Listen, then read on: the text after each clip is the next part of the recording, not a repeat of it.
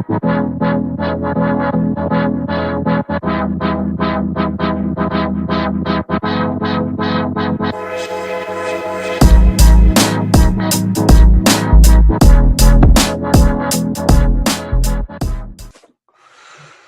everybody, I'm back with Tad Hargrave, and this time I've got another friend of mine, Javin Bernakovich, who runs allpointdesign.ca. And Javin and I have a lot in common. We're both pretty stoked about permaculture and business in general. In fact, we run a program called Regenerative Mentorship. And today I wanted to talk to Tad with Javin because I thought it would bring an interesting point of view into the conversation. And today we're going to talk about point of view, specifically the importance of point of view in marketing. And I have to say it's something I've just started exploring in my own business. I've seen some really big results so far, but I'm still pretty much a newbie when it comes to expressing point of view and like where those leverage points exist. So Tad, take us through point of view. How do people apply it? Why is it important? What do people do with it, and why is point of view such a huge hot topic for you these days? It's everything. All right. So point of view is, why do you do what you do the way you do it? Is the way I would sum it up. So why do you do what you do the way you do it? Meaning that we do our work in a particular way, whether that's making a physical product, we have a particular approach to it, way that we do it, or whether it's offering a service, there's a way that we go about that. And it's often unspoken, the kind of underlying principles or premises or understandings that undergird our approach to our work. And yet, it's one of the most compelling parts. When people talk about niching, one of the assumptions is that niche is only who you work with. But of course, niche is much bigger than this. I know we'll talk more about this in another interview, but if we look at niche as kind of your role in the community or something you want to be known for, you can certainly be known for who you're trying to reach. But you are obviously also known for what you do, but also how you do it. So if you imagine a kind of Venn diagram of those three of what, who, and how. And so this how piece is really where the point of view shows up. And it's just one of these things that is so compelling. I've noticed over the years that when I would hear people talk about why they approach it the way they do, suddenly their work became more compelling. They were instantly more credible. I trusted them more. I work with a lot of kind of new age folks, and there's certain modalities people talk about, and I'm just like, it just sounds so like I just got no time for it. And sometimes the more they talk, the less I trust them. But sometimes actually the more they talk, the more they start to let me know what's underneath it or behind it. It's like, right, that actually makes a lot of sense to me.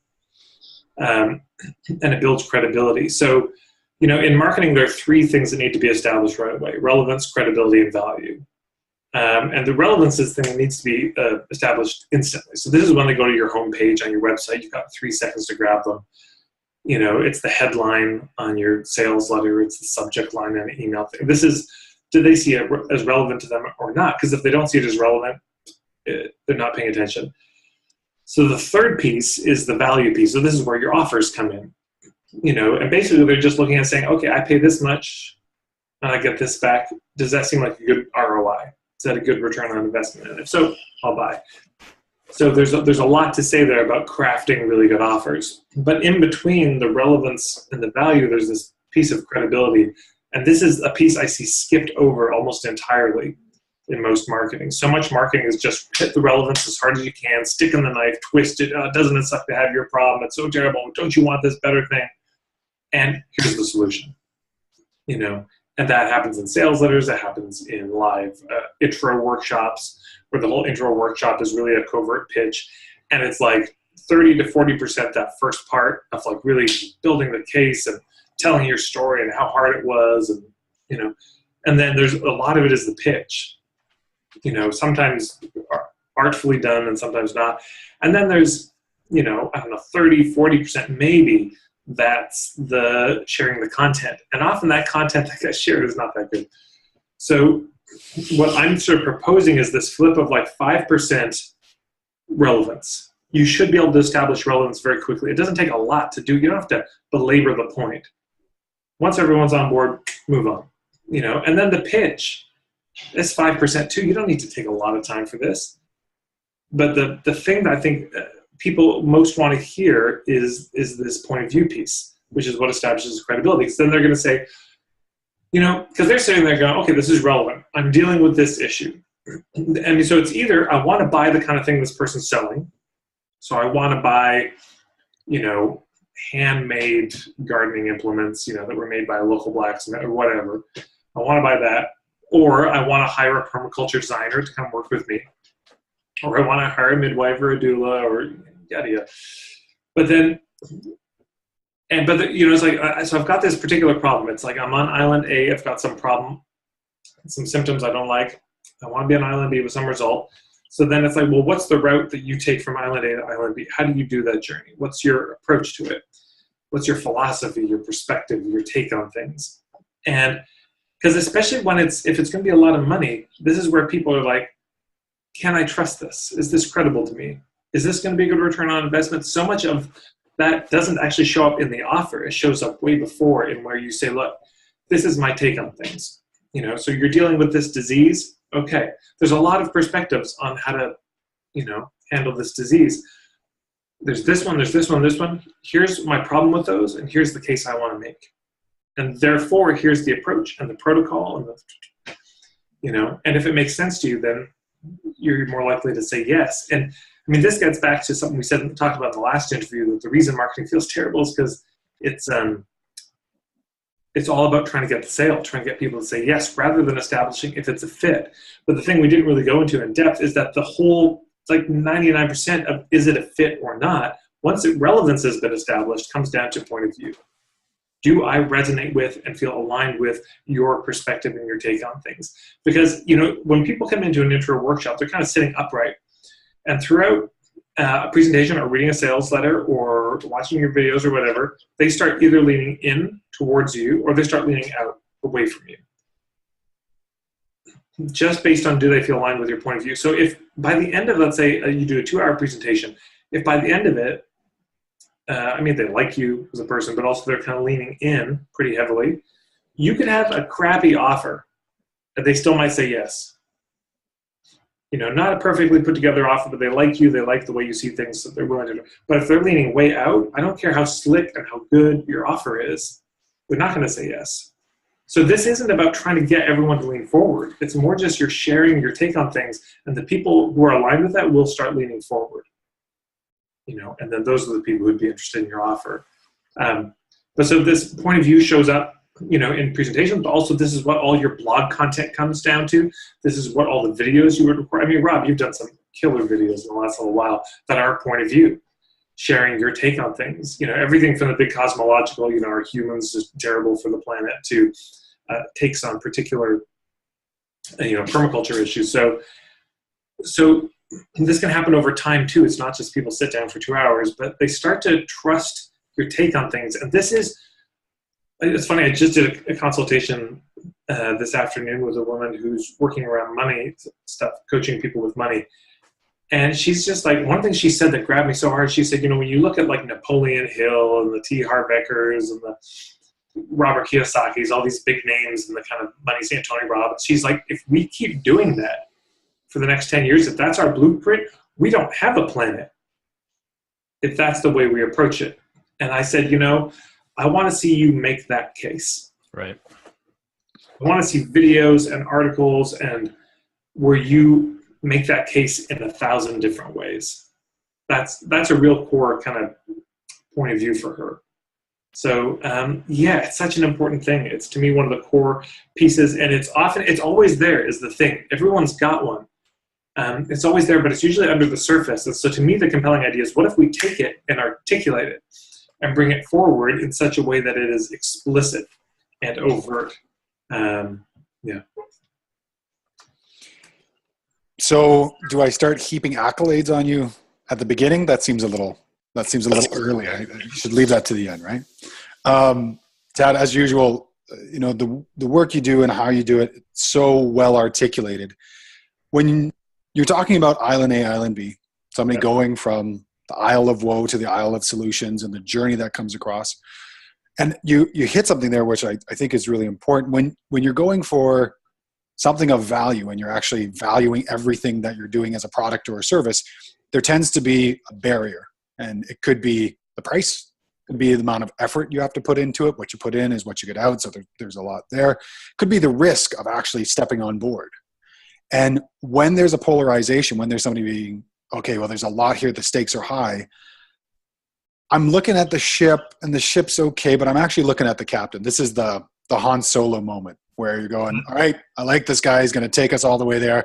You take a look at the ship going like, I'm not too sure this, but you seem okay. We'll go with you. Right. So that brings you into the conversation. When you were talking, I couldn't help but start to think about so much a point of view is about seeing ourselves in the person who's selling, seeing ourselves in the person who's speaking. It's part of that hero's journey. Like, is this the person who's already been the journey? And I resonate and I hear. And when you get into the YouTube conversation, that the rise of YouTube is really about opinions. It's opinion-based content about what I see and how I see it.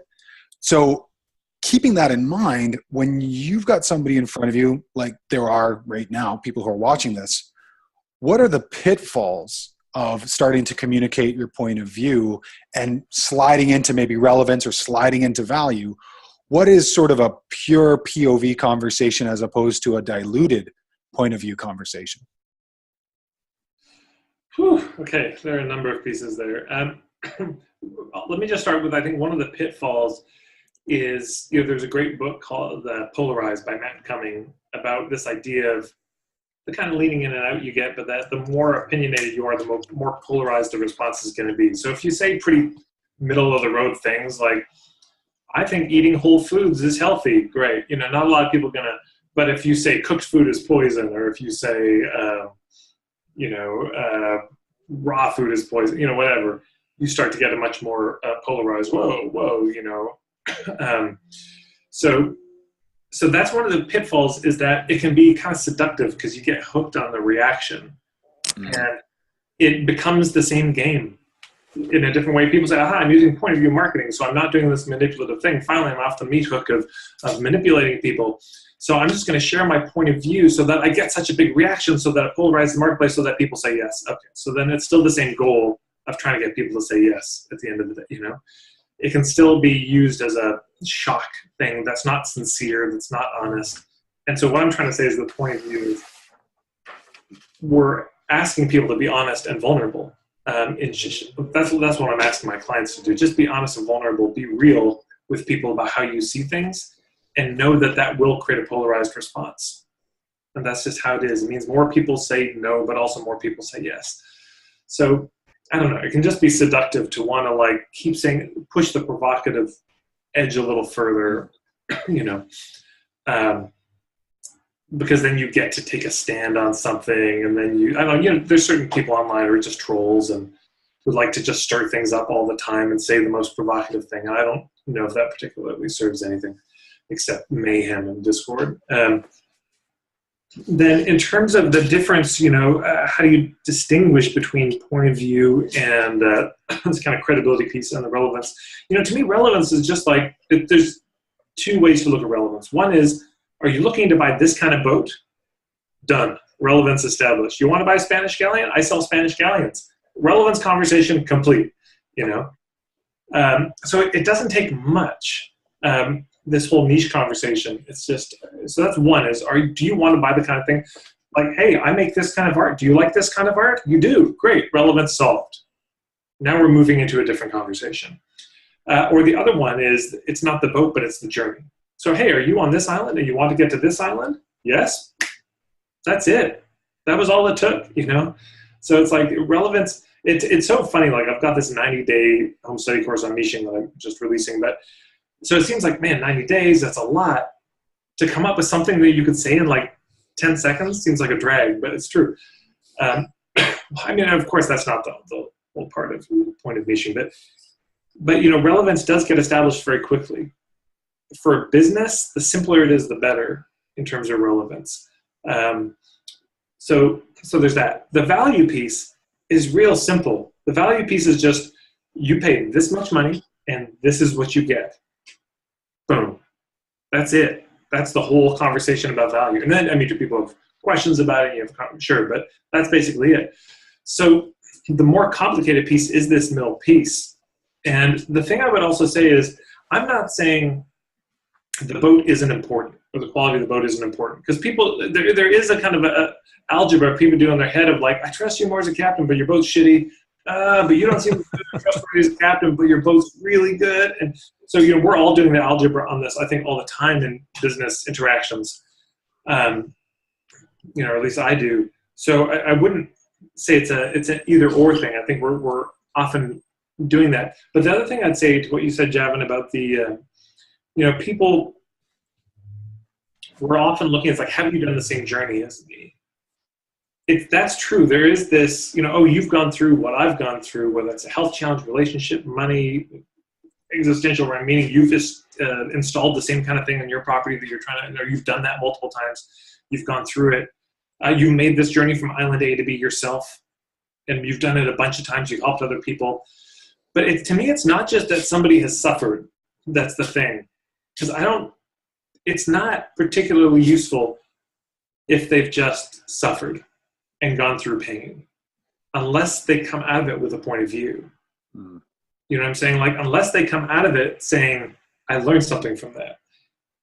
Here was the swamp where I got pulled down, and this mountain was real hard to climb, but there's actually an easier pass. When I was up at the top, I could finally see there was another valley I could have, And so if you're going to go, here's a better way to do it, then it's useful. But for somebody just to be like, yes, I suffered like you, and isn't life terrible? And then, God, I'm still traumatized, and why don't you hire me as a coach to help you? Is not the strongest sales pitch. Because I think what people really want to know is just like, can you get me from point A to point B? Why should I trust you? And part of what they will trust you more on is if you say, look, I've done this. So this is coming from, and there is something about when somebody starts to articulate a journey through a particular territory, if they've been in that territory, I mean, it's the difference between you actually went to the Kalahari and you lived there for years versus you've got a subscription to National Geographic. The way you talk about it would be different. I read this one article and they said that you can find water in these roots. That's probably a thing. You're safe to go versus, hey, I was there and here's the real deal. But one of the important things in this is, I work with my clients, a lot of them are more in the healing arts, but I say, your deepest wound is probably a doorway to your truest niche. The place you've struggled the most, it's a place that you can help the most, not just because you struggled, but because it's going to help you draw a trustworthy map. It's going to help you draw a map that's real, So somebody who's just, I don't know, coming out of a permaculture, a PDC, and is like, yeah, I want to do this big installation. That's way too big for their britches, They sit down with somebody, a person's like, well, what are you going to do? They might be able to give a certain lay of the land or perspective on how to do it. But if you sit down with somebody who's done that kind of installation 20 times, you just feel it. It's different. And also part of point of view is people should be able to push back on it if it's got any chops to it, So you talk to somebody who's a noob in a lot of this stuff, and you start pushing back, and they just collapse, or they obfuscate, they get kind of sneaky, and versus somebody who's done it a bunch of times, you can push back, a lot, and they're still right there, and they've got answers for it. I got interviewed about point of view one time, and someone was like, I just feel like you could talk for like all day about this, and I just said, you should be able to talk all day about what you do. Like, if you can't, then you probably. So Tad, I love all the metaphors that you put into all of this stuff. I'm wondering if you can bring it down to some concrete examples on stuff that you've actually worked, giving examples between good point of view and bad point of view, things that really resonate versus versus examples that just don't land. Yeah, I'll do my best. So let me just say this. I wouldn't say good or bad. I might say clear and unclear. Right. Because inherent in point of view is some people will agree with one and you might think it's really stupid. But so what we're trying to avoid is a fuzzy point of view where it's like, oh yeah, you're point A. It's so terrible, right? You want to be at point B? Well, we'll get you there. It's a magical process. You'll love it. That's fuzzy. We do, it's just a lot of hard work and, you just give it your all. And, there's a lot of inner awareness it's about, but also outer awareness too. We don't want to leave that out, you hear all this stuff, and it's just like, the hell are you talking about? So it's more about fuzzy or clear. But let's talk about so the 4 food groups. That's a point of view. Paleo diet. That's a point of view. Vegan diet. Vegetarian, raw vegan, macrobiotic. You know what I'm saying? These are all points of view about food, about diet. One of my colleagues, she had a great line. She said, she's a relationship coach, and she said, you have to be willing to risk the whole relationship in every moment if you want it to work. And I was like, that's a compelling point of view. I haven't heard from everybody. Permaculture is just full of point of view. The whole thing is nothing but point of view. All the core principles, all this. In that famous video of the greening the desert, there's a point of view piece he repeats again and again. All the world's problems could be solved in the garden, something like that. That he says again and again. That's a point of view. But the 7 chakras, the Chinese meridian system, the 4 agreements, the 4 directions, in different medicine wheels. These are all points of view. These are all ways of seeing and representing and understanding the world. Most books that are not most nonfiction books that you've read that you love are inherently just point of view. They're making a case not for, and this is to me the compelling thing about point of view. The difference between if I stand up in front of a group of people and I try to pitch them to hire me versus instead of making the case to hire me or sign up for my program, I make the case for a certain point of view. And then I say, if you resonate with that point of view, my program is based on that. If you want more of that, it's here. It feels very different. I'm not trying to say hire me. I'm saying, look, whoever you hire, whoever you work with, make sure that they're coming from this place. Make sure that they have this kind of a perspective or point of view. It doesn't matter if you hire me. I'm not pushing that particularly, but I am pushing this. I am kind of really advocating for a certain way of seeing things. But it's like almost pick any issue that you can think of that you struggle with. And if you were to hit Google, you would just see all these different approaches to it. Think about certain diseases, with cancer, there's chemo. There's definitely not chemo. There's the raw food, approach. It's all really about stress. So you got to take down your stress. There's colonics. It's all about your colon. It's all about there's so many different perspectives and takes on things. And people are looking for something they can trust. Like from just a personal experience for me, I had my gallbladder out in 2008, and I tried every natural approach you can think of. And it was so frustrating because the lack of point of view, the fuzziness, people in yoga would say, well, I was talking to my teacher and he said, you just do these stretches and your body will basically find it inconvenient to have the stones in your room. And then other people would just say, well, you got to get busy living or get busy dying. And it was just, and then there were approaches, well, you do this kind of flush. But when I looked in the medical journals, it was like, this is all bullshit and it's not true. And it was all I wanted, what I was craving more than anything, because there was so much hype, there were so many false promises. I think Javin was kind of there when this was going down and right after the operation. But there were so many people saying, yeah, you take this pill and this pill will dissolve and then flush the stones. And when I saw this, I was so desperate. So relevance, handled. I'm in. Value, I'll pay whatever. But, of course it wasn't real. But here's what I want. I want somebody to sit me down and say, Tad, okay, there are 2 different kinds of gallstones. Pigment cholesterol gallstone. You have this type. That type forms in this way in the body. Therefore, the thing that can reverse it or dissolve it is this. And so we need to engage this mechanism of the body. The way that we can do that, the best fighting chance, and best fighting chance is a good phrase to remember with point of view, is to engage is this protocol. It's no promise. It's not a guarantee, but this is the best fighting chance from our perspective. I would have spent thousands of dollars. I would have invested so much time and money. But what happens is, in the absence of a map that you trust, in the absence of a point of view or a route, some process that makes sense to you, you just stop trying. Because you've tried to get from island A to B and you keep not getting there. And there's a certain point you're like, why even? It's pointless. Why throw good money after bad? And then what people are craving is somebody to sit them down and say something that makes an iota of sense to them. There's an incredible amount of wisdom and conversation about point of view. And I think the core of it is the stories we tell ourselves, the stories we tell about the world are the stories that resonate with others. It's a bit of a conversation of what is true for me, and you hear that and you identify it when it starts to make sense. When I think about large followings, gospel followings, revivalist churches down in the States and internationally, I know most of the ones in the States better than the ones internationally. It's about that point of view, what they think and what they're talking about moving forward with. So when you're talking about the best fighting chance, or what the specific is, or this is who I am, this is what I believe about this, when you come down to questions to ask oneself, a question you gave years ago that I remember was, what do you dislike about your industry, or what do you believe that most other people don't?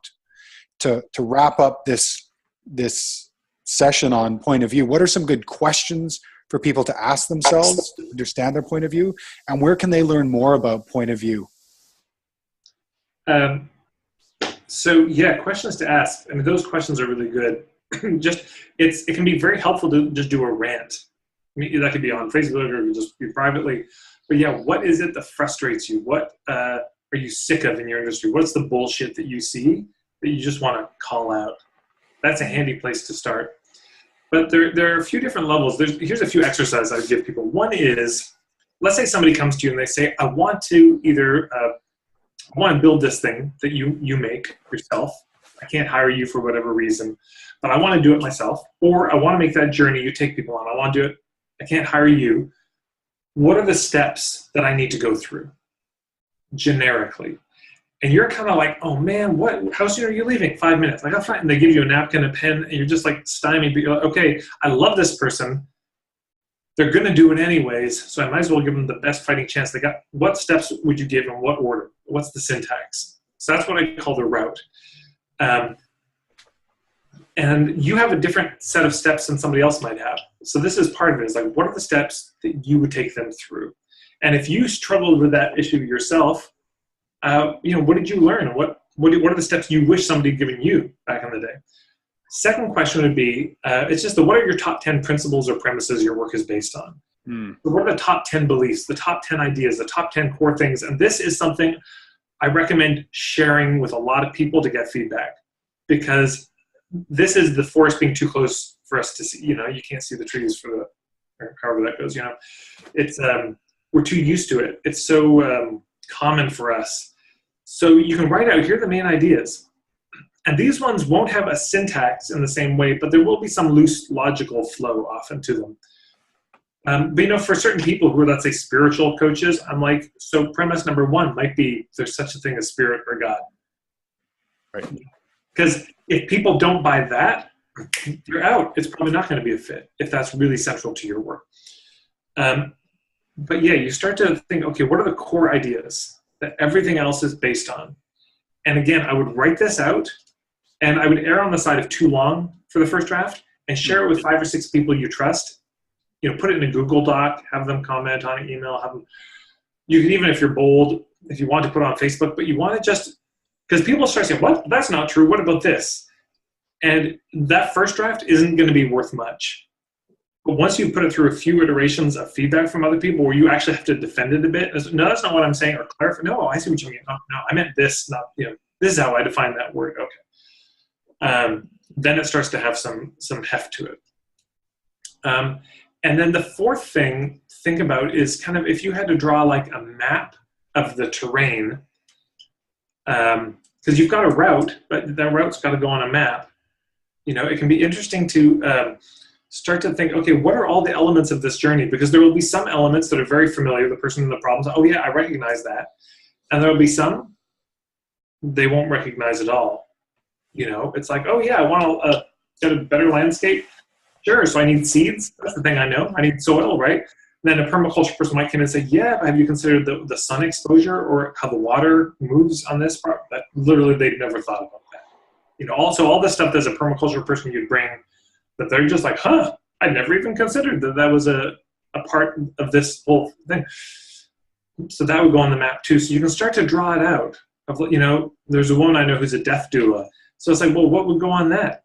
If you're going to draw it out, well, you got the person dying, you've got the family, you've got the friends, you've got the hospital staff, you've got the dying, you've got death if you believe in that, you've got the afterlife if you believe in that, you've got ancestors. There's a lot that can suddenly start to go on this map.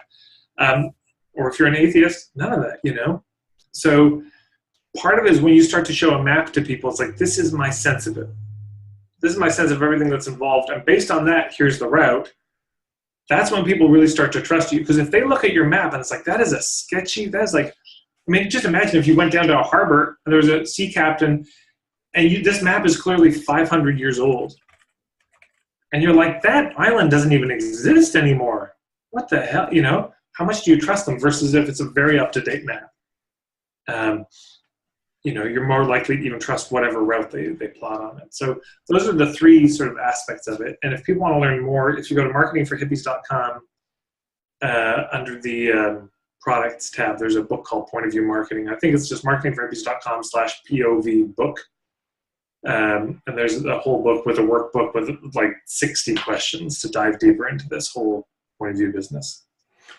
Yeah, I think last time we were talking, Tad, you said that you could literally talk about this for 4 hours. Do you still teach live workshops on this subject specifically?